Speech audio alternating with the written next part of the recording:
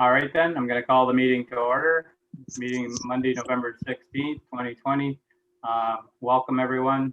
I'm glad to see that everybody made it. I was kind of wondering, with all the calls I had about power outages, I wondered if this meeting was going to be able to go. So looks like everything's good.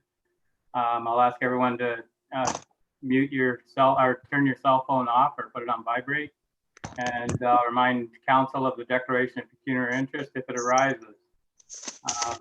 We have minutes here from a special council meeting for budget on October 30th, a regular council meeting November 2nd, special council meeting November 5th with regards to the arena and the connecting link, special council meeting November 6th for budget, and a special council meeting November 10th with Plan Mac with regards to the drainage on Highway 7 or off of County Road 48. I'll look for a motion to receive those minutes or adopt those minutes if they're in order. Okay, moved by Councillor Pomeroy and seconded by Deputy Mayor Giroux. There is a lot on the screen today, so I'll ask you to bear with me and hold your hand up when we are making motions or if you would like to speak, because it's hard to catch all the screens. So with that, I'll note to the guests to keep your video off and microphone muted during the meeting until you're asked to speak. And I'll look for a motion to go into Committee of Adjustment with Deputy Mayor David Giroux in the chair to look after a minor variance. Moved by Councillor Pomeroy, seconded by Councillor Webb. All in favor? And that's carried. Okay, Dave, go ahead. Okay, thank you, Mr. Mayor, members of council. I will now call this Committee of Adjustment meeting to order and remind the members of the committee of the requirement to disclose any pecuniary interest or the general nature thereof if the occasion arises. I will now ask Laura Ms. Stone to present our minor variance. I believe it's A1620. Thank you very much, Mr. Chair. This application is for Eric Kaliomaki. The municipal address is 531 Fire Route 59. Roll number is 1531010063160, lots 29, concession 2. The area is 14,810 square feet. The zoning is seasonal residential. Official plan designation is shoreline residential, and it's in the Belmont ward. The purpose of this application is to seek relief from section 4.36 together with section 4.1E2 and section 11.2.1 to permit the construction of a detached garage on a seasonal residential property having the following effects: to permit a garage located 25.9 meters from the high water mark, to permit a rear yard setback of 1.5 meters for the garage structure, and to permit the total floor area of all accessory structures to be 105% of the total floor area of the main building to allow for a 660 square foot garage. My recommendation is that the minor variance application A-16-20 to permit a detached garage be approved with the following conditions: that the development be done in accordance with the site plan that was submitted, and that's the site plan that is in your report, the updated one. That any requisite approvals be received by the applicable approval authority prior to the building permit being issued. That the setback location be confirmed by an Ontario land surveyor, and that a building permit be issued within 12 months of the approval of this application. Finally, that the balance of my report be received. So as I mentioned, their site plan has changed to allow for a smaller garage than originally applied for in order to keep the existing shed on the property. This application meets the 4 tests of the minor variance and is in keeping with the provincial policy statement and the growth plan for the Greater Golden Horseshoe. As such, it is my recommendation that this application be approved. I'd also like to notice that there's a 20-day appeal period following this application or the decision from the committee today. And if that type of application is to be made, please contact me directly.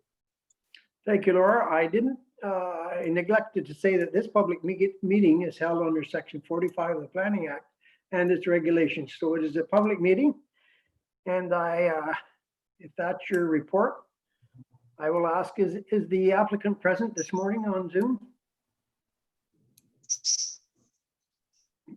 I guess not. Is there anyone? Yes, I am. Yes, I am. Oh, thank you very much. Is there anyone present wishing to speak in opposition of this application with us this morning? Anyone in opposition? Is there anyone wishing to speak in favor of this application? Has the applicant got anything to add this morning? Ms. Stone's report. Yeah, I'm just hoping to build this boathouse so that I can have a safe and secure place to store my boats and sea-doo in the wintertime. We've had some thefts on the lake, so I'm hoping to be able to put everything away safely. All right, thank you for your comments. Are there any questions or comments from the Committee of Adjustment? It appears that Councillor Ellis? Councillor Ellis, you have the floor. Yeah, through you, Deputy Mayor Giroux, to Laura Stone, our planner, have all other buildings been identified view? Through you, Mr. Chair, I'm sorry, you're breaking up, Councillor Ellis. Can you repeat that, Larry?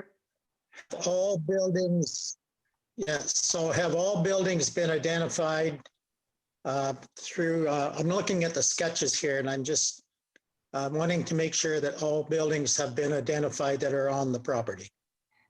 So through you, Mr. Chair, yes, when I attended the site, I had noticed that there was a shed on the property that hadn't previously been noted on the site plan that was applied for. So I let Mr. Kaliomaki know that, and he updated the size of his garage to be able to accommodate the shed. There are no further buildings. Okay, so, okay, I'm just, I see where all buildings were, thank you. You're welcome. All right, are there any further comments? Mayor Martin, you had a comment? Yeah, it appears that this is built as far back as it can go, so I'd be prepared to make a motion that we approve this minor variance. All right, Mayor Martin has made a motion to approve this minor variance. Do I have a seconder? Second that motion, Deputy Mayor Giroux. Thank you, Councillor Ellis. You've heard the motion. Members of the committee, all in favor of the motion? That motion is carried. Thank you very much, committee. There you go, Laura. I will now take a motion to turn the gavel back to the mayor. Councillor Webb and Councillor Pomeroy. Thank you. All in favor? All in favor? There we go. Floor is yours, Mr. Mayor. All right, thank you, Dave. All right, so we're going to move right into delegations and presentations here. And our first delegation is Jenna Tremble with regards to the Figure Skating Club and deferred fees. I've seen Jenna on there somewhere. Welcome, Jenna.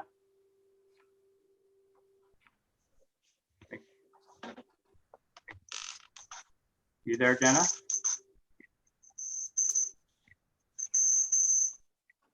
Okay, I'm not getting Jenna here, Bianca, so I'm just wondering if we can move into the next delegation.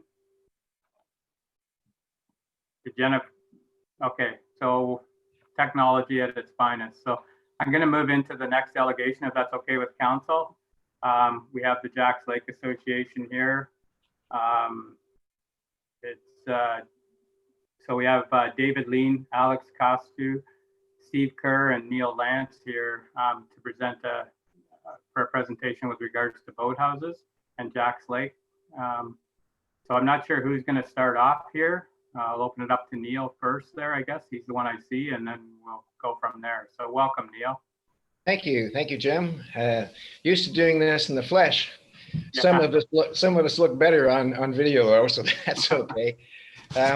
The JLA delegation, there are 4 of us. I'll speak first. We hope to do this within 10 minutes, even though there are 4 of us going to speak a little bit. That way it's a little more refreshing for you not to have to hear my voice the whole time. The delegation is here today on behalf of its membership to discuss the bylaw amendment proposed by HBM on August 2019 to address the unique trout lake and at capacity status of Jacks Lake. This bylaw proposed by HBM and supported by our membership is intended to preserve the shoreline and protect the environment on Jacks Lake. As you're aware, the JLA has been very actively involved in this process over the past year, And we had a delegation in the August 2019 council meeting. Alex Costu, who will talk soon, the JLA director, formally appeared before council in August in support of the attended boathouse bylaw proposed by HBM specific to Jacks Lake. Your amended bylaw was also supported by individual Jacks Lake residents at this time who formed their own delegation. On December 16th, we came back. The JLA, I was at that meeting, and so was Steve Kerr, whom you'll hear from in a minute. We attended another council meeting in December where we had a second delegation and made a second submission, and we presented the results of the survey that we sent to our members. All of our members received the HBM survey, and the great majority of our Jacks Lake residents support the amendment to the bylaw proposed by the township. Council at this meeting decided to delay the decision for all the lakes since survey results from other lakes had not yet been completed, and more public input from other lakes was pending. This was despite the fact that the Jacks Lake Association had carefully surveyed its members, and we were ready to move ahead. The unfortunate result of this delay in this decision is that extensive new construction on Jacks Lake is now happening with removal of topsoil, trees, rock blasting. It's a big, big development right on the shores of the lake. And this is the kind of development that, of course, this bylaw was intended to prevent. Our members and JLA expected that during the decision time, which is almost a year now, that a moratorium on building would have been put in place by HBM. This is obviously not the case. We were further surprised to learn that the building permit permitting this building is a very old permit. It was granted in 2013. Our mutual responsibility as a lake association and as a municipality is to meet the needs of our community and to do our very best to protect water quality and the environment around our lake, which has the unique designation of trout lake status and at capacity status. Our lake wants this. We did the survey. We have the science, and we have the unique designation of at capacity trout lake status that very few other lakes have, which we believe warrants that this bylaw amendment be passed, and we'd like it passed today. You have received our submission to council. We hope you've had a chance to read it. We sent it out yesterday, and I apologize, an attachment didn't go, and we just sent it out this morning. I hope you have a copy. Alex will refer to it and read from it a little bit, so you'll hear from it anyway. And I'd like now to turn it over to Steve Kerr, who will give you some background as to the more about the unique quality of our lake. Steve Kerr. Welcome, Steve. While he's getting ready to go, he's our environment director. He worked for the ministry, MNRF. He's been very, very helpful for our lake because his expertise in all things fish is amazing. So here he is, Steve. Good morning, everyone, and thank you for the opportunity to be here. I'll try and be brief. Neil has asked me to outline a few items that make what we think the Jack Lake area is very ecologically significant and unique. And there's a number of things here. First of all, Jack Lake is a headwater lake in the Trent Severn Waterway. The vast majority of the quantity and quality of water is derived from wetlands which surround the lake, two of which have recently been evaluated to provincial standards and found to be provincially significant. And we fully expect that if the remaining wetlands were evaluated, that they too would also be provincially significant. As Neil mentioned, our lake is designated as a lake trout lake at capacity. David Lane's going to talk a little bit more about lake trout here later, so I'll just leave it at that. The lake itself, from a fisheries perspective, is very diverse. It has all three fish community types: cold water, that is trout and herring; cool water, muskellunge, walleye; and warm water, the basses and the panfishes. So you can come to Jack Lake and catch just about whatever you want to. That's very unique. The lake itself is situated in the Peterborough Crown Game Preserve, and it represents an area of highly significant wildlife habitat. We're also situated in the transition zone known as the Land Between, and that is a band that stretches from basically the Ottawa River across the Georgian Bay, a narrow band, and it represents the transition from the Canadian Shield to the Southern Ontario lowlands. So the implication of that is that you get a lot of species here that wouldn't be found elsewhere. As a matter of fact, we've been maintaining an atlas here for the last 8 or 10 years, and we have almost 4,000 records, which are comprised of 544 different species of wildlife and 31 species at risk, which is an extremely high number for any area. In fact, the Ontario Nature has rated the Jack Lake area as one in the top 3 of 25 designated fragile environments worthy of special protection in the province. Number 3. There's a lot of work that's done on the lake. We have a very active lake association. We're involved with 10 or 12 environmental projects every year. We've got water quality records dating back to the 60s. The Peterborough Field Naturalists, a very large interest group located out of Peterborough, do annual bird counts and butterfly counts, and we've got about 25 or 30 consecutive years of those records as well. We recently, for our environmental efforts, as I mentioned, we've got a very active community on Jack Lake, and we recently received an award recognizing our commitment to environmental stewardship. It was the Cottage Association of the Year, which was the award from the Federation of Ontario Cottagers Association. So I think that's basically all I wanted to say. I wanted to keep it brief, and I'm going to turn it over now to David Lane. Dr. Lane has been on Jack Lake for a long time. He has a PhD in freshwater biology with a focus on the influence of the nutrient phosphorus on the abundance of algae and weeds in lakes. He was a senior scientist with Environment Canada and also worked on both Great Lakes and on inland lake issues. He was also on the Science Advisory Board to the International Joint Commission, which controls pollution of boundary waters between the United States and Canada. In 1996, he joined the University of Ottawa as a professor and held a research chair in ectotoxicology. He is now retired and lives in Jack Lake and is the president of our association. And this isn't on my speaking notes, but a number of years ago, when he was a little bit younger, he was a North American water ski champion as well.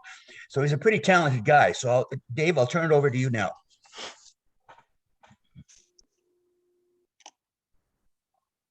Is David there? When you see these black screens, it's hard to tell if they're still hanging on or.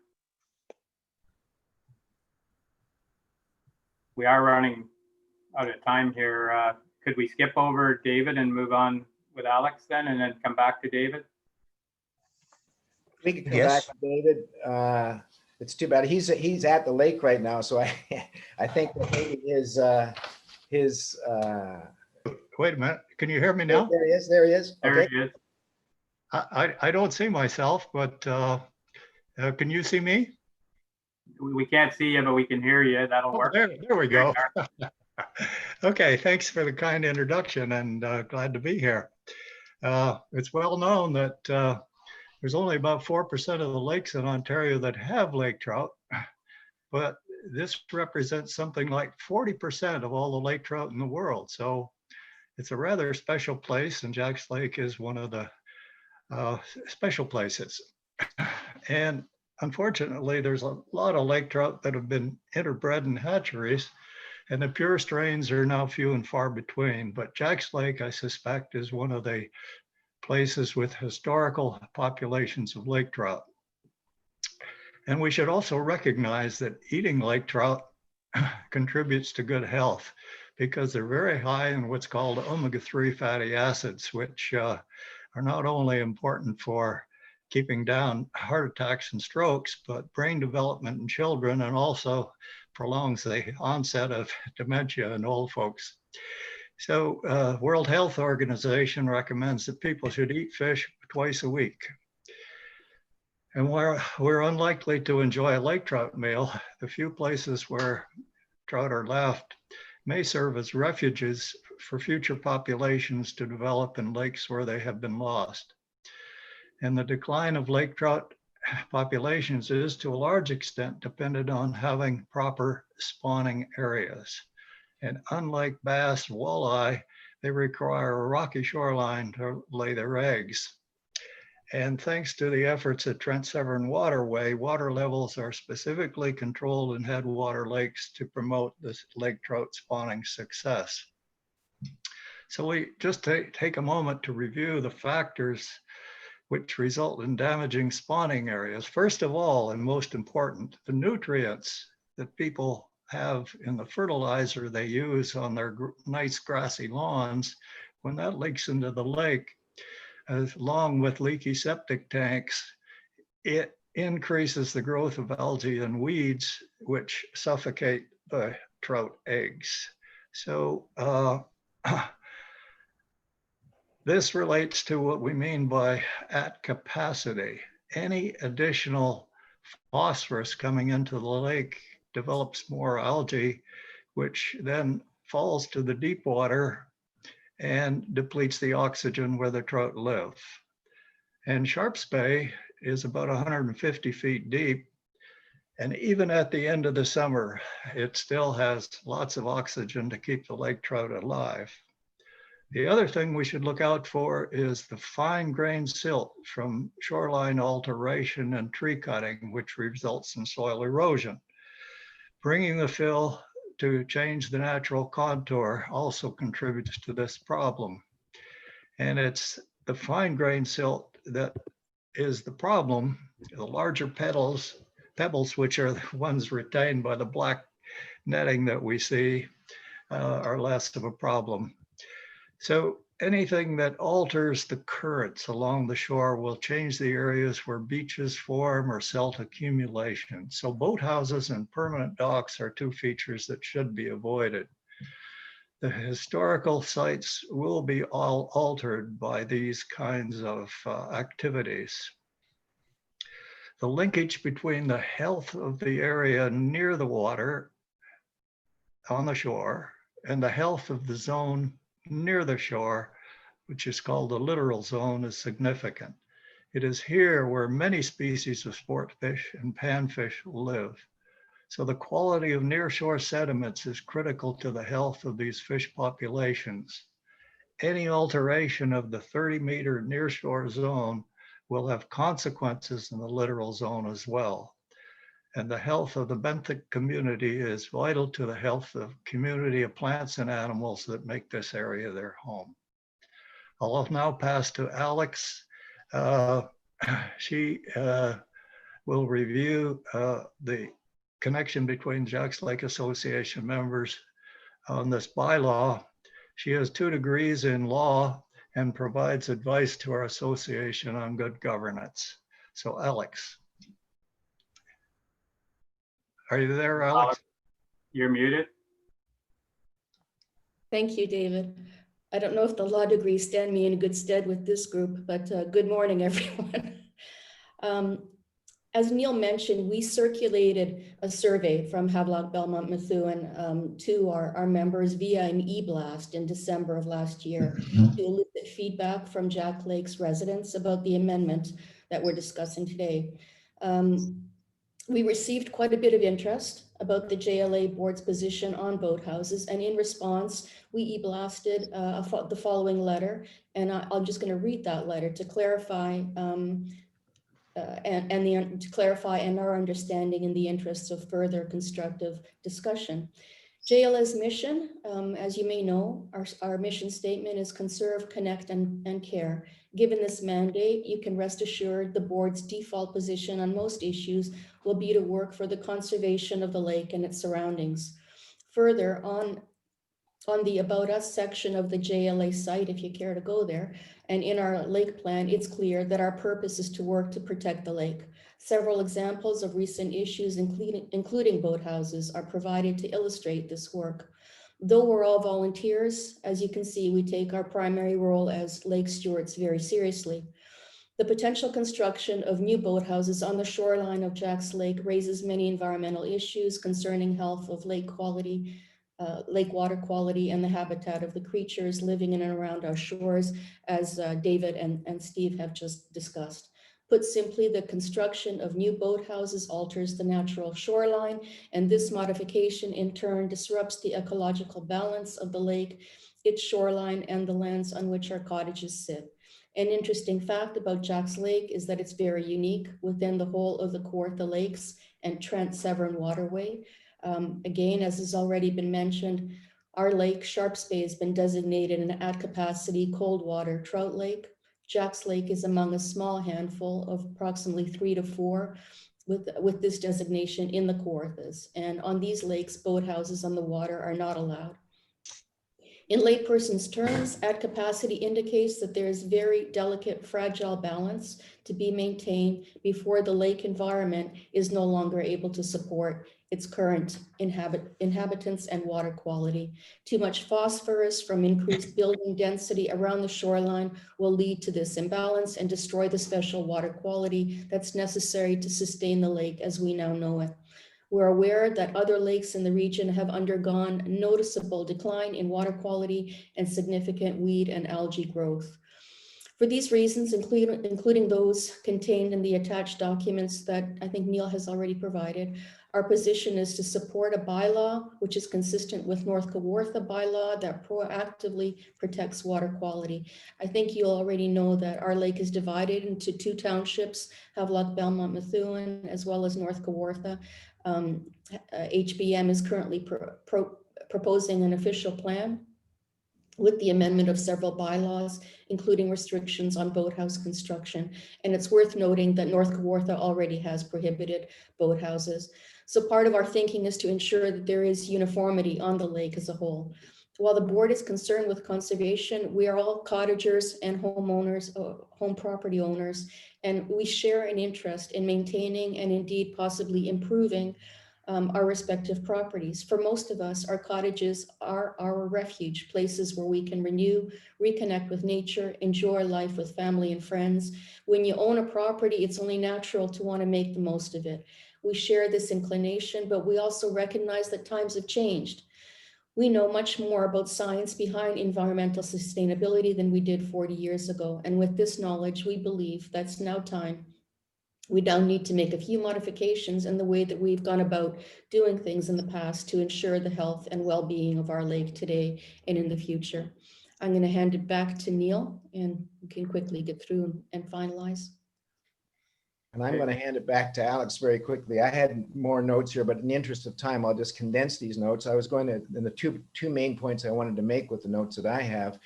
After our meeting in December, we again, for the 3rd time, e-blasted, that's how we communicate with all of our members. We e-blasted them and gave them basically minutes of the December meeting we had with council. And in that meeting, the 2 main points I'd like to make is we're in constant communication with our membership, and they are very supportive of what we're doing today and what we have done in the past on this bylaw issue. That's the main point. We also included some of the comments made by your planner, and I'll just quote one here. Your planner at the meeting in December said, quote, "We accept science from the province, and we are legislated to have planning solutions to reflect science," which of course is encouraging your council to pass this bylaw.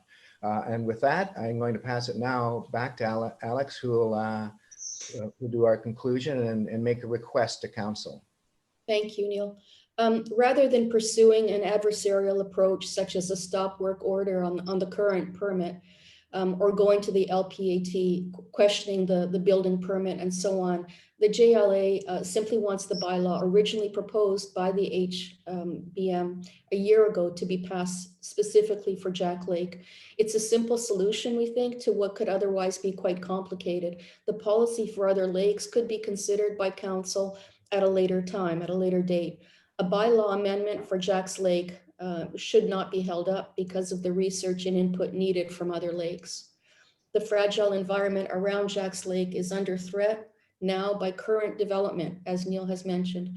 And we're requesting that you pass the bylaw that you proposed and which is supported by your planners, the majority of Jack Lake's residents, and which is informed by strong scientific evidence. Jack Lake Association would like to propose a motion, which I'll read, that the bylaw proposed by HBM is passed as follows. And so here's the motion. In keeping with the provincial designation on Jack's Lake as an at-capacity water body and in accordance with the PPS as well as HBM's growth plan, HBM Council agrees to pass a bylaw consistent with that of the Township of North Kawartha, a prohibition of buildings, any and all structures, including but not limited to on-land boathouses, to be erected or constructed within the 30-meter buffer zone from the high water mark along the shores and islands of Jack Lake. Okay, and that concludes our presentation. Thank you. Okay, it's there's a lot more in your resolution than I had in mine, and before I open it up to council, it's one of those things. We spent a lot of time on this boathouse issue, specifically boathouses, not the rest of things that you're talking about in your motion, but to get this moving forward, we have had a lot of issues up around Jack's Lake, but we have had a pretty consistent, most people are consistently in favor of creating a bylaw with regards to boathouses.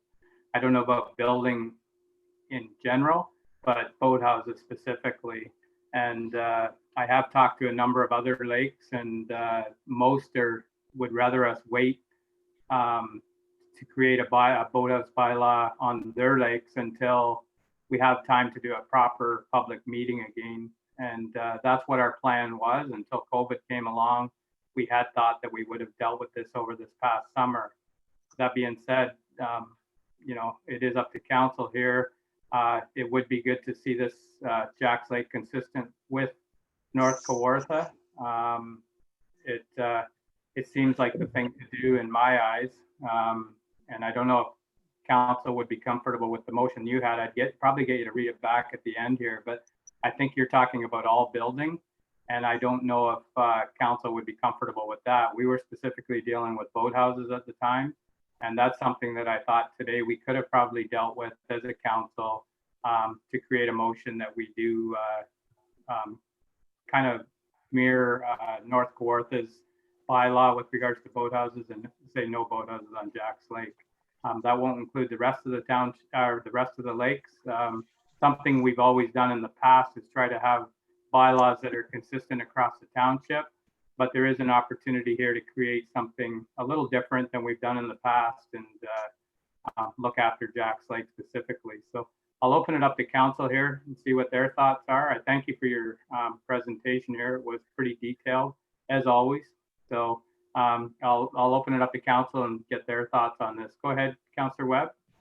Yeah, just quickly, I'd be in favor of kind of along the lines of what you were speaking of, Jim, a bylaw preventing the boathouses, but not all buildings. I think we owe it to the people of Jack's Lake to provide a little bit of consistency. The fact that they have one bylaw for part, another or no bylaw, I guess, on our part of the lake doesn't provide much clarity for the residents. And I think moving forward, I would be in support of that. Okay. Dave, go ahead. And then Larry. Thank you, Mayor Martin. First of all, I would like to thank each and every one of you this morning for your presentation. It's you've done your homework for many, many years, and we've heard the presentation, maybe not just exactly the way we heard it this morning. And as the mayor said, it has fell off. We've had issues this past 8-10 months, but it's time to deal with it. I know it was time to deal with it before, but it just didn't get done. So I'd be in favor if the motion is worded properly. I would be in favor of a motion to finally put to bed the issue of the boathouses on Jack's Lake for a number of reasons. Thank you. Thanks, Dave. Larry, go ahead. Yeah, it's just through you, Mr. Mayor, without repeating what has been said by other council members. Again, the Jacks Lake Cottage Association should be commended for their dedication to the preserving their great lake. It is unique, as has been stated this morning. Unfortunately, the job didn't get done prior to now. I am in favor of a motion to permit the or prevent the boathouses, excluding other building from at this present time until we have further discussion. But I'm in favor of that that motion, and I would make the motion for Havelock-Belmont-Methuen to make that step forward to prevent boathouses within the 30-meter setback. Okay, so we do have a mover there, and that's with regards to boathouses. It doesn't include the rest of the building there, Alex. It's just specific right to boathouses on Jacks Lake. I appreciate that. Yeah. Councillor Webb, are you seconding that? Okay, and Barry, did you have anything to add, or not to put you on the spot? I just haven't, everybody else has commented. I just didn't want, I don't know whether I missed your, go ahead. Yeah, I'd like to thank the members present from Jacks Lake Association. This is something that we've kind of dropped, but we have some more new information from Alex, well, we'll just call you Alex. And I would like to see a copy of all of this. I'm in favor of the boathouses being, but I would like to see the rest of the in-depth presentation there about cottages and the whole ball of wax. But if you would be satisfied with the boathouse, I think we can visit that right away quick and probably deal with it, you know, at probably our next meeting or whatever, if we get your presentation. Okay, thank you. Dave, go ahead.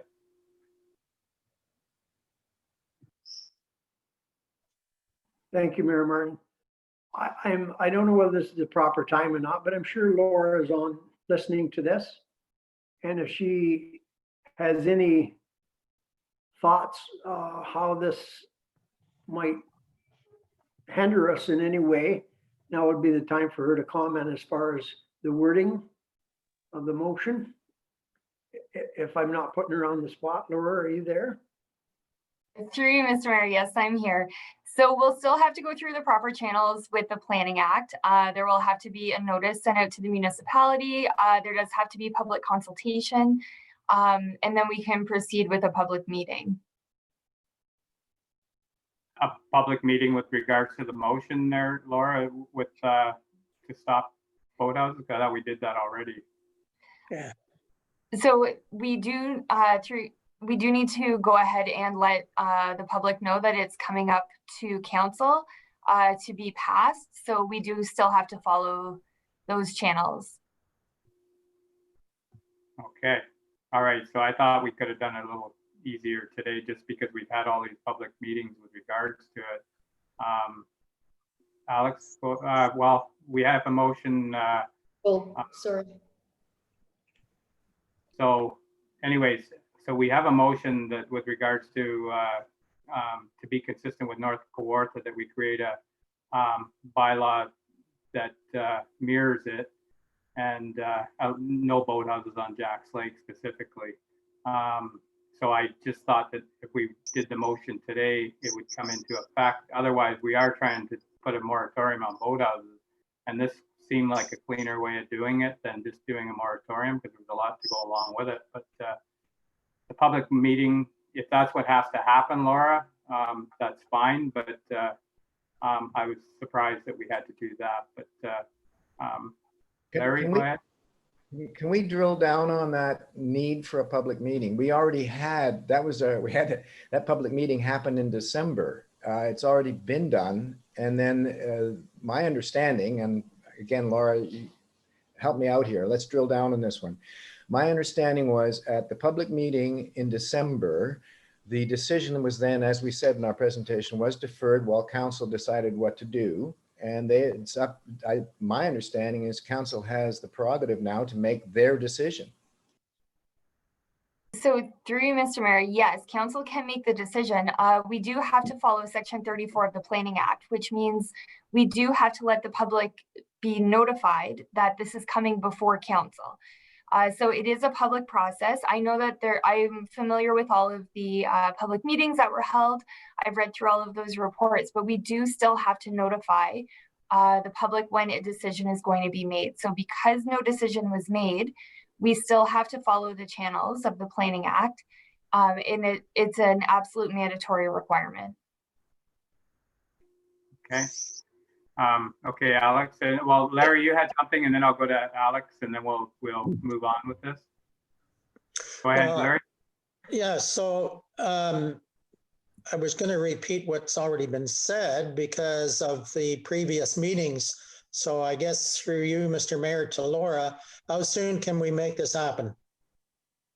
Through you, Mr. Mayor, we should be able to get this on the second meeting in December. We're getting pretty tight for the first meeting, timeline-wise, to get the notices out because there is a 20-day circulation period prior to the meeting. I will be working with Mr. Ty on this one, so I'll have to get back to you, but I would aim for the second meeting in December. Thank you, Laura.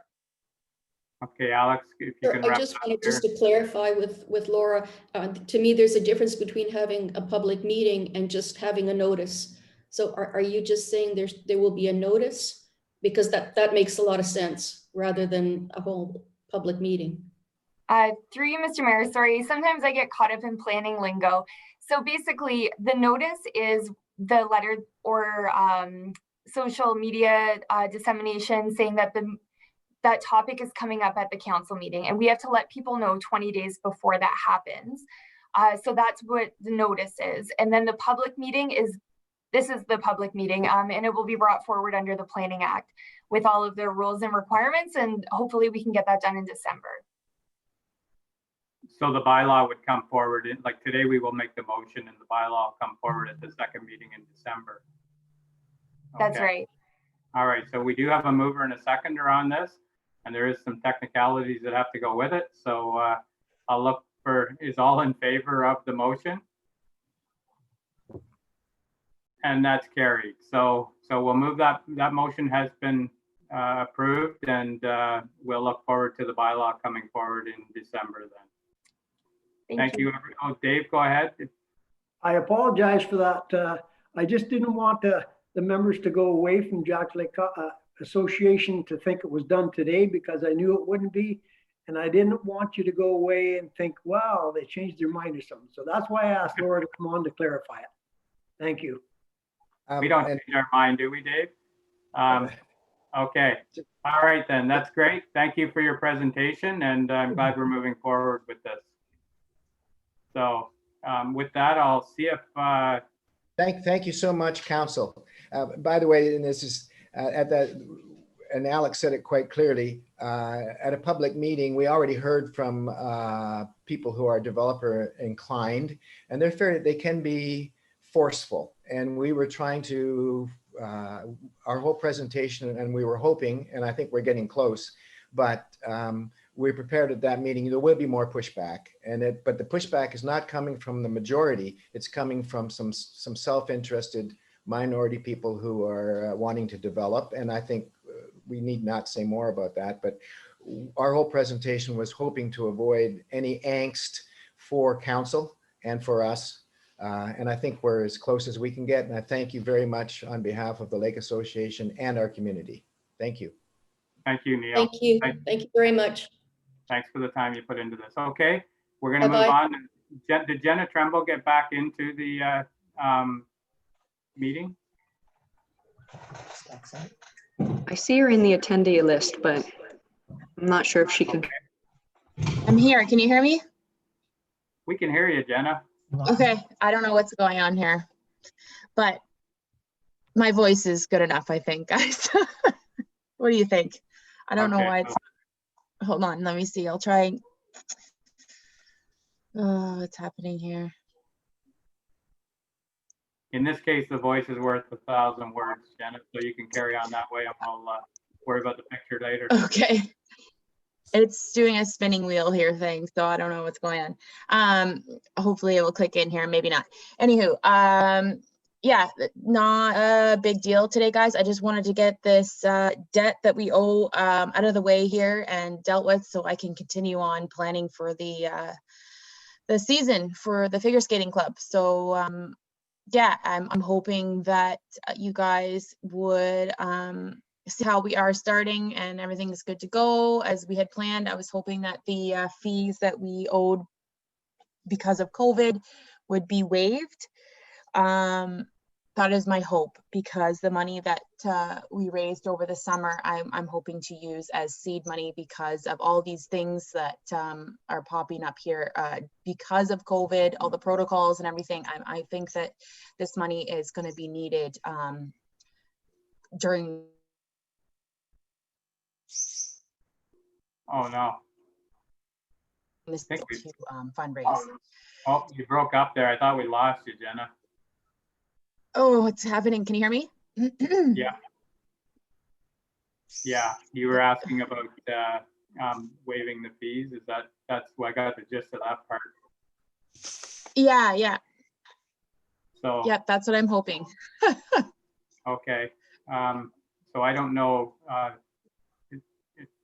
I don't see Wendelin on here unless she's somewhere there. So I don't know what council's thoughts are here.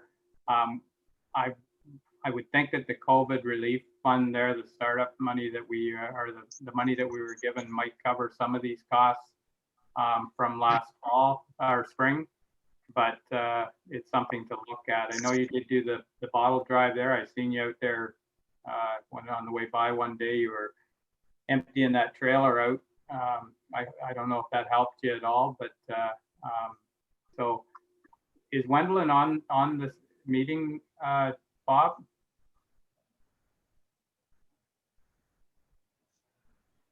Sorry, through you, Mayor Martin. No, treasurer is not on the call. However, we can ask her to join if you wish. Well, I just wanted to know, it's up to council here, but that would have been helped to know where we're at with this bill. And I can't even remember how much it was. Maybe Councillor Pomeroy has something there?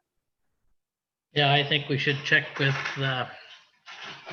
Wendelin, and I'm sure that it probably is mostly covered. So I think, you know, we get confirmation from her, and I think it should be okay for to waive the That's fee. awesome.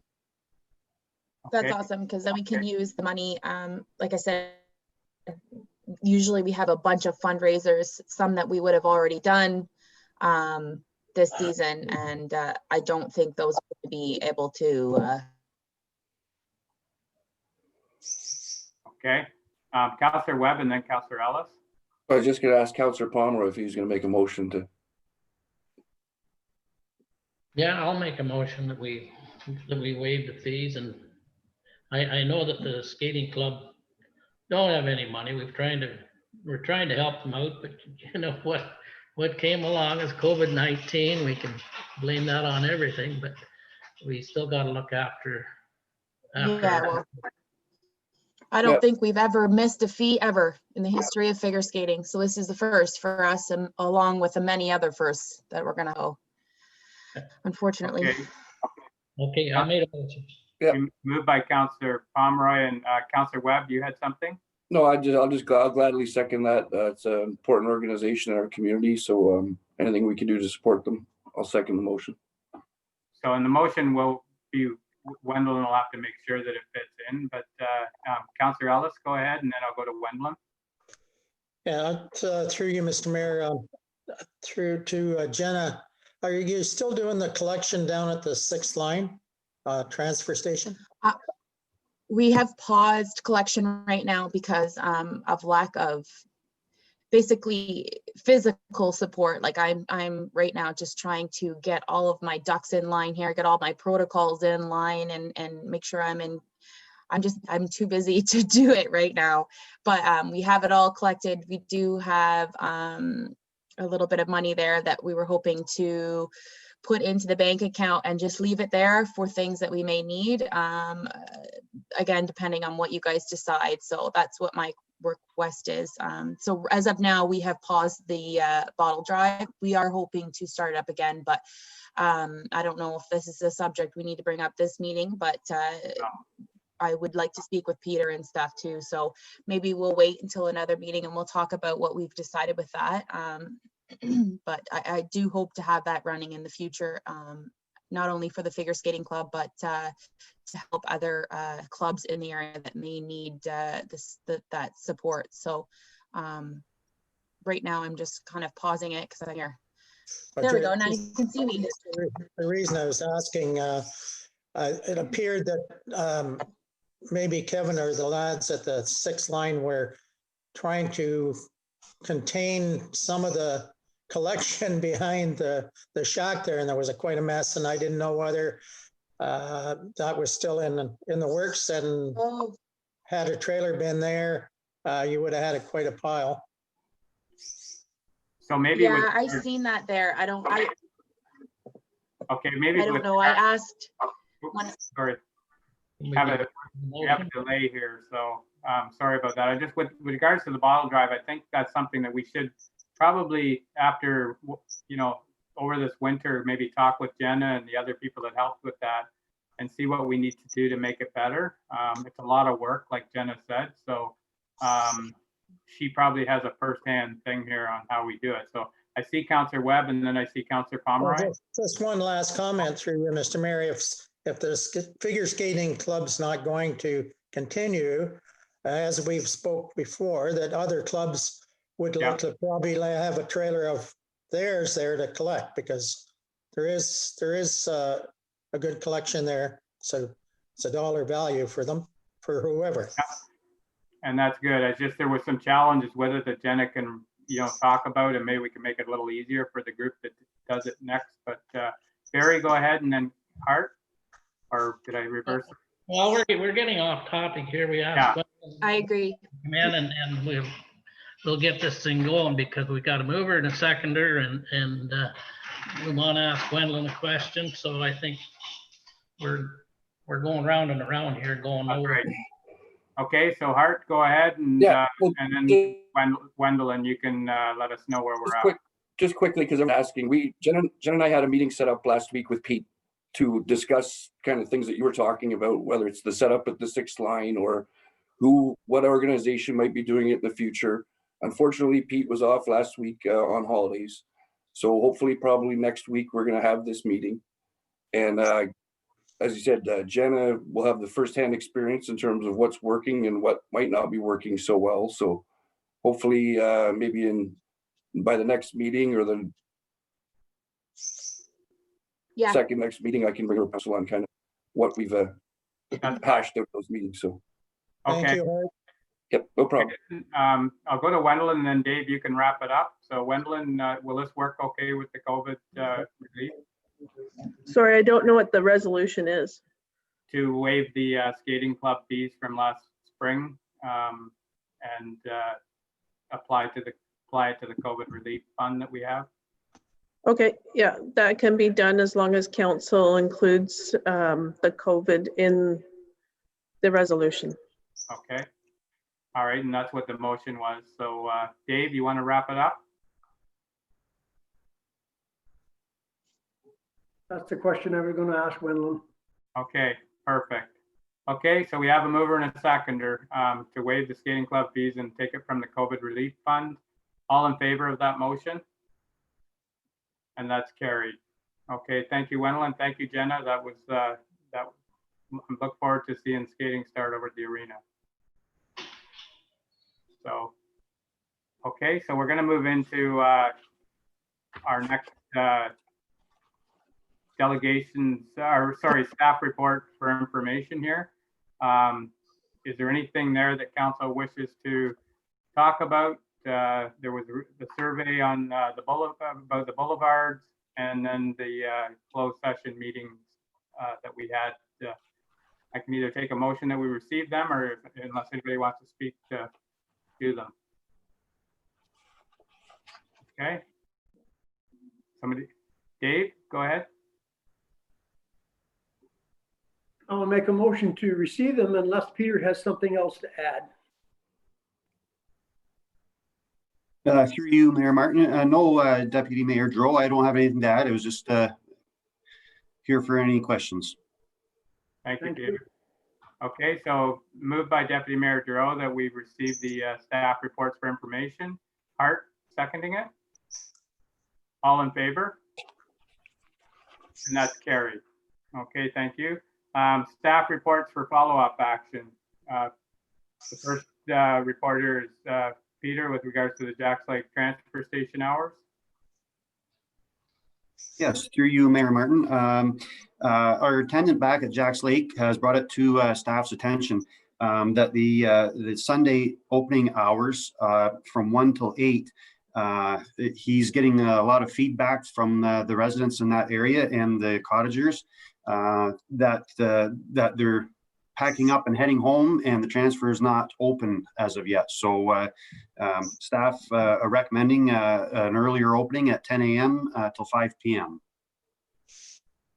Okay, so a lot of this stuff usually comes forward when we print our dump cards for next year. It would be hard to do it right now because people will be going there and it's not open.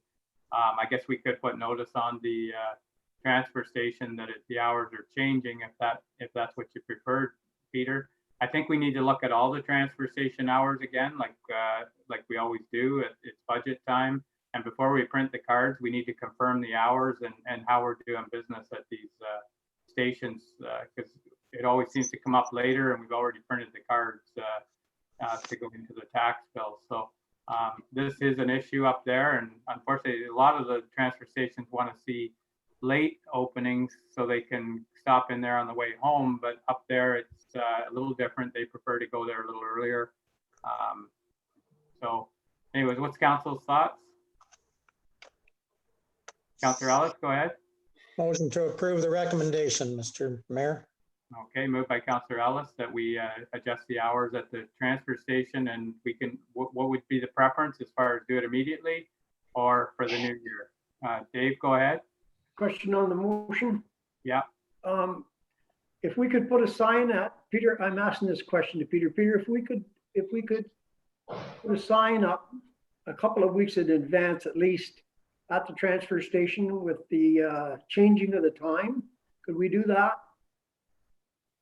Yes, through you, Mayor Martin. Yes, for sure, Deputy Mayor Joel, we can do that. And we were bringing this to council's attention in this meeting so we could get the time the changed on the cards for the next year. So that's why we brought it up here at this meeting before we printed the new cards. Yeah. Yeah. Thank you. I'd second that motion, Mr. Mayor.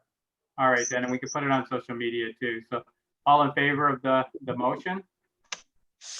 And that's carried. So thanks, Peter. Yeah, and before you print the cards, I really think we need to have discussion on the hours of the transfer station. So just keep that in mind for future. So next we have the tender for the retender for replacement sanitary sewer on Concession Street. Yes, yes, through you, Mayor Martin. Yes, we'd like to get this tender out again as quick as we can here before all the contractors get their hands full. And yeah, so we're hoping for a little better bidding war, I guess you could say, this time. Okay, Peter. Council, the recommendation is that we get this tender out right away. Moved by Deputy Mayor Giroux, seconded by Councillor Pomeroy. You have a question, Barry? No, not really. I think we're doing the right process this time. We're getting it out at the right time of the year. We don't wait till spring when they have all their contracts filled. I think we should get a better price. Yeah, we'll see how it goes. So you're seconding that, Barry? I did. Okay, all in favor of the motion? And that's carried. Okay, and okay, Peter, thank you. Yes, thank you. Okay, Laura, we have unopened road allowance here on First Road. Go ahead. Thank you very much. So this was discussed at our last council meeting, November 2nd. And this is the follow-up report that council had requested, just giving information. I am looking for direction today. So as you can see in the report, there are a number of conditions that I would like to see fulfilled in order to proceed, if that's council's prerogative. But I'm basically here to answer questions about the report. Okay, the only question I had was with regards to the $5 million naming the corporation. I understand the insurance side of things, but if it's a contractor that's going to go in there and touch it up a little bit, because I don't think he wants a road through there, will it be the contractor's insurance or? So through you, Mr. Mayor, this isn't just for putting the improvements in, it's for the life of the use. That way, if there is an accident on there or if something happens, that we as the municipality don't have any liability or have minimal liability to it. So like if the road gets graded at a steep slant and someone rolls their four-wheeler or something like that, it's not a responsibility of the municipality. Okay, all right. Yeah, there's a lot of, I understand totally. I don't know whether these will be able to be, I don't know whether you'll be able to get all these things to be able to touch it up a little bit. So I just wondered how we do other unopened road allowances. So I'll open up the council. What's your thoughts here on the recommendation? Go ahead, Dave. Well, I understand all the legalities now. I think we had several years ago a case in Dummer when it involved the non-open road allowance, and it created a lot of things throughout Ontario that changed because of liability. It's just unfortunate that we can't provide something for a handicapped person to get to his property. That being said, it's not, you know, we have to recover ourselves liability, and I'm sure it's going to be very, very difficult for Mr. Beatty to obtain that liability. So I don't know where that leaves us, other than the fact that I guess he's waiting. Mr. Beatty is waiting for a report from Laura, and I don't know what that report is going to be, other than the one that she gave us. We don't need Marmor Lake's permission, because if he only used half the road, but then again, you'd have to survey it, and there's a lot of detail in it. Unfortunately, we can't do things the way we used to. Hey, Laura. So through you, Mr. Mayor, yeah, this survey was brought to my attention because I was speaking with our fire chief, Ray Haynes, and he said the road kind of winds. There's a little path in there now that is being used for access to the trails. And it looks like it probably veers off of the 33-foot allowance. So that's why we would want to get that done. We don't want to encroach on our neighbor's property. Okay, thank you. Any other comments from council? So I'd look for a motion that we go with staff recommendations with regards to any work to be done on the unopened road allowance. Is there anybody want to make a motion to that effect? Move, Deputy Mayor Giroux, do you want to move that? I don't have any, yes, we don't have any choice. He's waiting for a report from Laura. Yeah. So I'll make the recommendation. If there's something else we can do, and after that, we'll have to deal with it. Sure, that sounds good. Okay, moved by Deputy Mayor Giroux that we go with staff recommendations or all the items that are listed. Is there a seconder for that? Second the motion, Mr. Mayor. Seconded by Councillor Ellis. All in favor of that motion? And that's carried. So that's what we'll have to do, Laura, is, and if there's anything we can help in the future, you know, we'll keep looking at this. But okay, the next is Laura with second minor variance in 2 years. So thank you very much. This one is for the property known as 35 Fire Route 65B. A minor variance application was passed in January of 2019. And when they were proceeding with the build, they realized they probably wanted a wood storage to the side of the cottage. But because it wasn't applied for, it will have to be put on as a minor variance because it's within 100 feet of the water. So that's what they are asking for. I'd just like to note that if they wanted to wait a couple months, they wouldn't have to come and ask for permission. So they would just be able to, as of right, come and apply for a minor variance. Okay. All right then. Dave, go ahead. Larry, I don't know if you're still there or you got a bit of a glow on there. So I'll go to Dave anyway. That didn't sound just right. I will move the recommendation with a comment that, yes, if they had waited a couple of months, they must want to store their wood for the winter or something because, you know, it's, I don't know. I'll move the recommendation. Okay. Moved by Deputy Mayor Giroux. Is there any other comments, or are you seconding it, Hart? You froze. Seconder, Hart? Sorry, you froze up there. Okay, seconded by Councillor Webb. Any other questions or comments? All in favor? And that's carried. Thank you, Laura. Thank you. So next we have Sonia on here with regards to a temporary use agreement on Fire Road 89F. With Sonia. Good morning. Good morning. How are you? I'm good. How are you? I can't see myself, but my report is for the temporary use agreement pertaining to 32 Fire Route 89F. The purpose is to present for council's consideration a request for the agreement pertaining to the construction of a new single-family vacation dwelling. Recommendation is that the mayor and clerk be authorized to enter into an agreement with Simon Maycock and Olympia Baldrich for the use of a travel trailer for the purpose of weekend shelter during the construction of their new located at 32 Fire 89F. Background being that the township has received a request from the owners requesting permission to use their travel trailer while their new dwelling is being constructed at the same location.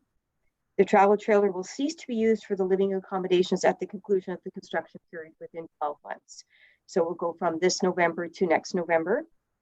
They have paid the $1,200 deposit and will be, the agreement will remove this on title at the end of the construction period. That sounds good, Tanya. I know we usually do them for 6 months, but I should be pretty cold in there for the winter if they're planning on going November to November. So Barry, go ahead. Yeah, I kind of along the same lines as you, Jim, and removing the agreement from title upon completion of construction. I think further on in our agreement, it explains that a date, but not at the completion of construction. If it so happens beforehand, fine, but if they're going to be 2 years. But anyway, I understand where yeah. So Sonia, do you have a date on there, like November 30th, it'll be removed? I have it from today until November of 2021. Okay. If they are not complete, then they would have to come back to council to ask for it to be extended. But I think that's perfect. Okay, Dave, go ahead. So Sonia, thank you, Mr. Mayor. Am I on? Yeah. Yeah. So I'll ask the same question I always ask Sonia. In regards to septic removal from the trailer, has that been looked after? I'm not even aware that there was septic hooked up to this trailer. Well, if they're going to live in a trailer for all next summer, if there's not a septic tank already installed, I don't want to see their septage going into the water. So have they made any kind of arrangement to have a pump? I mean, are they on a fire road? I ask that question all the time. Yes, I will look into that for sure. Pardon me? We will look into that because they have to obtain Peterborough Public Health approval for the new dwelling. So I will consult with them. Thank you, Sonia. That's a good point, Dave, and it's something that we should keep an eye on. So yeah, check into that, Sonia. So Barry moved this that we allow this to happen, and Dave seconded it. Anyways, Larry, you had a comment? Yes, should that be in the agreement through you, Mr. Mayor? It probably, yeah, it should be in the motion that we approve it upon the health unit approval that they do this. Is that okay, Sonia? Sure, I'll have to revise the agreement. They have signed it, but we'll ask for a revision. Yeah, you'll have to amend it to include that to make sure that the septage is being taken care of. Okay. Okay, thank you. Okay, so we have a mover and a seconder. Is there any more comments or questions? All in favor? And that's carried. Okay, thank you, Sonia. Okay, next we'll move in. Bob, you had the usual thing that comes around. It's got a lot more detail than I remember, but anyways, it's, go ahead. Yes, through you, Mayor Martin. This is a report that outlines three items that are a longstanding tradition here in the Township of Havelock-Belmont-Methuen, which deal with the annual Christmas luncheon, distribution of grocery gift certificates for Christmas, and the township office closure during the Christmas holidays.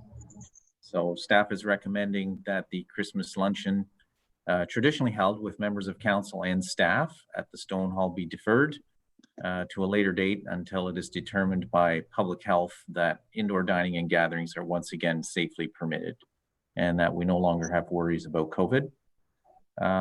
Other items remain as before with respect to the distribution of gift certificates and the office closure. Okay. All right. Any comments from council or questions? Something that we usually do here. It's Councillor Ellis, go ahead.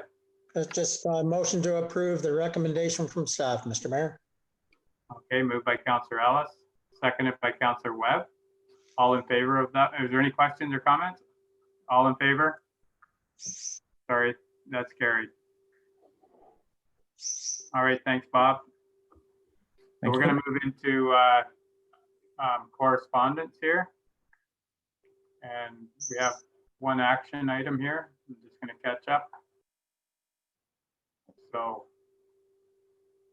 we have a letter here from Shauna Foxton with regards to the boat launch at County Road 46. I'm not sure if this is a county thing or the county was the one that put the boat launch back in there. You know anything about this, Dave?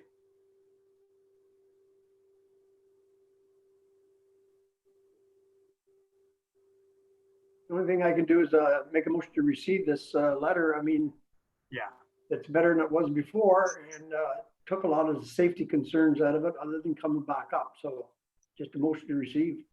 Yeah, okay, that's good, Dave. Yeah, that's what I think we got to do. We can talk to the county about it, but I know a lot of them on that road there immediately beside it are happy to see it back in. Go ahead, Councillor Webb.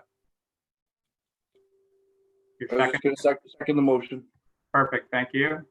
Any more comments or questions with regards to this? So a motion to receive this correspondence. All in favor? Carried. Thank you. All right, so next there's no other correspondence, so we'll move into activity reports, and we do have some minutes there from the Eastern Trails Alliance. Dave, I don't know if I can just take a motion to receive those minutes if there's no questions. Councillor Pomeroy? Yeah, I'll make a motion we receive them. It's quite a report. Yeah. Okay, moved by Councillor Pomeroy that we receive the minutes from September 10th, the OTA meeting, seconded by Councillor Webb. Anything else on that, Dave, or? No. Okay, all in favor? And that's carried. Thank you. So next, just with regards to updates, last week we had a few more Zoom meetings, and the big thing I think at the federal level is they're being asked about insurance for businesses. It's going out of this world, especially for some of these older areas that, you know, buildings are over 60 years old. So there's a lot going on with regards to insurance at both levels of government. The other is mental health counseling. A lot of things going on here, as we all know. It's starting to catch up on with people and mental health. So looking for some support there. And the broadband news that everybody's talking about is really exciting, especially for the rural areas. Yeah, I know it's not going to happen tomorrow, but it's in the works here, and there's both levels of government are working along with our county representatives from EORN. Put a lot of work into this, and it's exciting news for the rural areas. So that's about all that came out of that. And yeah, so with that, just received the reports from this part. Was there any other activity reports here? Okay, So No. moving that we received this, these reports, Hart. Okay, seconder. Deputy Mayor Giroux, all in favor? And that's carried. Okay. Next, we move into, sorry, just catching up, oral notices of motions. We don't have any there. We already did a motion earlier. So new business, we're going to move into new business here. And the boathouse thing, I didn't realize it was going to be on the, I didn't realize we had a delegation when I put that in. So that's been talked about. And so Ryan, I have you scheduled on here. I don't know what that noise was, but I had you scheduled on here with regards to the outdoor rink.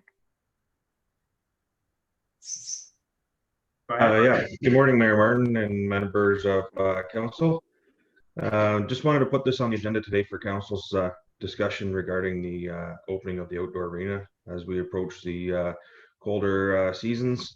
I've been in discussion and conversation with Dave Sharp from the HBM Proud organization, and we'd like to just bring it up to council and get an answer or permission from council to proceed. They have indicated that they're interested in proceeding as they have in the past. At this time, they're not planning a fire and ice festival, but they do wish to install the outdoor arena in the ball field as previously planned. So just looking for council's thoughts on that. And of course, just like the reopening of the Havelock Community Center, we would work with Dave and his volunteers to ensure that we follow the regulations set out by Peterborough Public Health to make this a safe opening. So it's up to council what they like to do here. And after this meeting, I'd let Dave know that I would be in contact with him and let him know what we're going to do moving forward.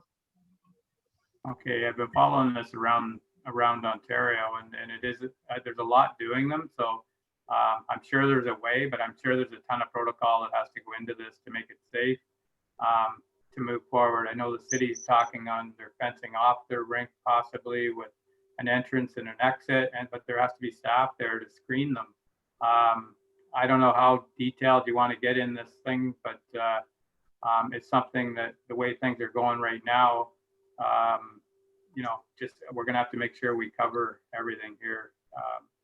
And, when we do finish our recreation master plan, hopefully we can look at a more permanent spot for that rink, but that's just my thoughts at this moment. So Hart, you had something, and then Larry. Go ahead. Well, I was just gonna make a motion that, sorry, I don't know if I'm cutting out, but we let the manager of Parks and Rec, I guess, begin discussions with HBM Proud and their group. Obviously, there'll probably have to be further discussions in terms of what protocols go into place. But I think the further we get the ball, the sooner we get the ball rolling here, the sooner we'll be able to have the ice up and ready when it's time to go. So I'll put that up there as a motion. Okay, moved by Councillor Webb. Councillor Ellis, you had something? Yeah, through you, Mr. Mayor,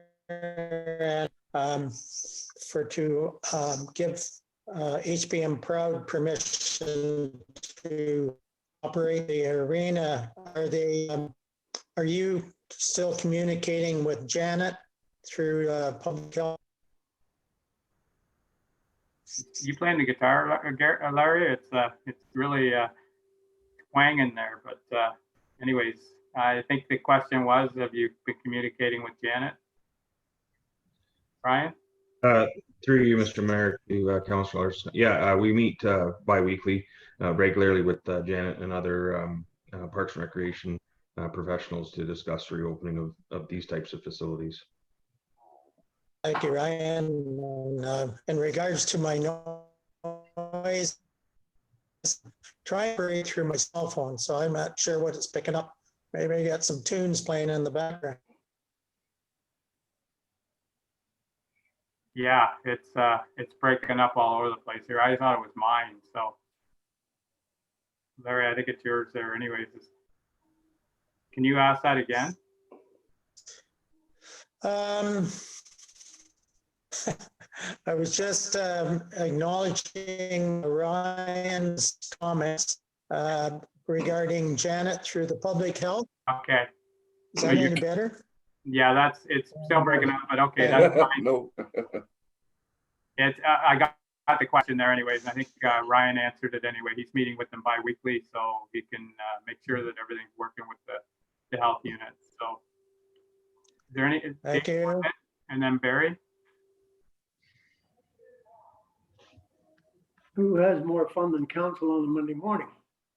I agree with Hart. I think if we're gonna think about this, we should start the talks, let Ryan go ahead with the talks. And, but by no means, as far as I'm concerned, it's a done deal. But if we don't start, we won't know where we're at. Who knows what's going to be down the road in 2 weeks, whether we'll be, what's going to happen. So the only thing I would like to comment on, Ryan, you're squeezed for staff as it is most of the time. So I don't know how you're going to be able to watch that outdoor arena and your own too. But I'll leave that to you and Mr. Sharp to figure that out and start your conversation. Yeah, I agree with Hart. Okay, Barry, go ahead. And then Ryan, you can. Yeah, I'm along the same lines as Deputy Mayor Giroux. I think it's going to be kind of hard for our employees to enforce the things outside. Is Mr. Sharp, going to be willing to supply the people to monitor, people coming in, leaving, and so on and so forth? Because like Dave said, it's we're going to be squeezed for employees as it is, and I don't think we have the extra manpower for the outdoor arena. So if Dave Sharp wants to do this, I think he should be able to get his group together and look after it. Yeah. Okay. Thank you, Barry. Ryan, go ahead. Yeah. So through you, Mr. Mayor, so this type of facility is considered an unmonitored facility. So there's a maximum of 25 people allowed. So this is happening in other areas such as like a playground. It's considered the same type of facility. So this is an unmonitored facility, and certainly I can discuss with Dave about volunteers being there. However, I don't know if that's going to be feasible that we'd have a volunteer available for that every time that is open. But we did install some gates on the ball field this year, so we are able to. It was basically in preparation of this, so we can actually lock the facility and in cases that we want to close it. So I'll certainly work with Dave in the past, going through our regular agreements, and we can discuss any additional signage that needs to be placed at that location to help safeguard that facility and make sure that it opens safely. Okay, thank you, Ryan. Thanks, Ryan. Ryan. The signage will be the big thing, and we'll have to just keep monitoring, and we have to tell him that as long as he understands the rules, that if the numbers get up there and we have to close it, and I'm sure we'll have some ice time inside, that if people want to use the rink there, we might have to adjust our public skating if there is time available. So, okay, Ryan, that's good. Is there any other questions from council? So I think we had a mover. Oh, go ahead, Peter. Thanks, Ryan. And keep us informed on, what you and Dave figured out. Okay. Yeah, it's going to be a work in progress. I mean, we have to be fluid in how we operate this, and I think the communication that we have right now is great, and we'll continue to do that, and that's going to help. That's going to help everything run smoothly for everybody. But certainly, I'll work with Dave from here forward and update council on anything that we've accomplished or planned. So thank you. Okay, so we had a mover and a seconder on that. All in favor of the motion and that's carried. Okay, thanks, Ryan. Thank you. Oh, Bob, go ahead. Sorry, through you, Mayor Martin. I had a mover as Councillor Webb. I think we need a seconder on that motion. Oh, I thought Dave did. There you go, Dave. Thank you, Dave. Thank you. Okay. And we're all in favor. Got that? We got it now. Thank you. Okay, thank you. Is there any other new business here? Anybody got anything for the cause? Yeah. Yeah, Larry, go ahead. Just quickly through you, Mr. Mayor, I know we already spoke about this, but I just want to share its place. We talked about, I think Dave should join us at a virtual. You look like I'm not here, or you're not hearing me. I didn't get it all. Sorry, I don't know whether it's just me, but Anyway, we had talked about inviting Dave Smith to a council meeting. There was something he referred to. Everybody's laughing. There was some items that were to make sure that he's been invited. yeah, and I talked to his assistant last week, Larry. I did pick up most of that, and I think they thought I wanted it this week, and unfortunately he wasn't available this week. So it is on the agenda that we want to meet with him, and so that'll happen in the near future. He is going to be in town on Saturday, just for something that I want to make sure council all remembers, that we are doing the food drive at 10 till 2 on Friday at Foodland. Dave will be there. The warden will be there. I ask all of council, if you get a chance to stop by, that would be great. And I'm looking that we can maybe beat the rest of them and maybe get a real good turnout here and get lots of food for the food bank. It's for our food bank. Dave's done this all over the county and he's done a really good job at it. And now it's our turn on Saturday. So I have talked to the food bank and they're going to be there too, and they're going to open up to put it away when we're all done. So so do what you can do. Hopefully you can make it out, and we could talk to Dave that day there probably, and just mention to him that we're looking, and he'll squeeze us in as soon as he can. We were supposed to meet with him today. Dave was going to cover for me, but unfortunately that got canceled. He had to go down to Toronto. So good thing that Dave did. He was able to make it to this meeting. So anyways, is there anything else under new business?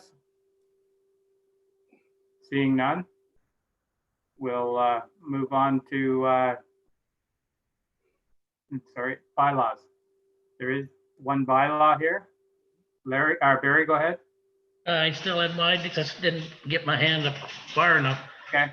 But I got another grant here that I would like someone to check out. It's an inclusive community grant. It's for communities and local organizations, up to $60,000 for seniors and persons with disabilities. I think we could utilize some of that. Yeah. So maybe we get Wendell maybe to check that out. It just came out. Sure, that's good. Okay, Bob, you can pass that on to Wendell, that we could check out this grant that Councillor Pomeroy is talking about, and he can give her more information. Absolutely. Sounds good. And in the near future, we will be talking more about our long-term care. I did forget to say that, but some good news last week, and things are finally moving. We've got over that little spot that we were having troubles with, and everything's moving forward. In the next couple of weeks, we're going to have some good things going on. So still a little early to announce everything. So Barry, you had something else? I'll get it later. Okay. Anything else from council? Okay, we'll move on to the bylaw. We do have a bylaw here to authorize the mayor and the clerk to enter into an agreement with regards to a trailer at Jack's Lake. Motion to approve, move that bylaw. Deputy Mayor Giroux and Councillor Webb, all in favor? And that's carried. And that's it for this part of the meeting. It's we do have a closed session again. We seem to have a lot of closed sessions. I don't know. We're winning in that department too. But anyways, what time is that at, Bob? Through you, Mayor Martin, originally scheduled for 1 o'clock. However, if council wishes to meet earlier, we can certainly do that. If council's okay, 1 o'clock works with me. I do have some things I have to do in between here.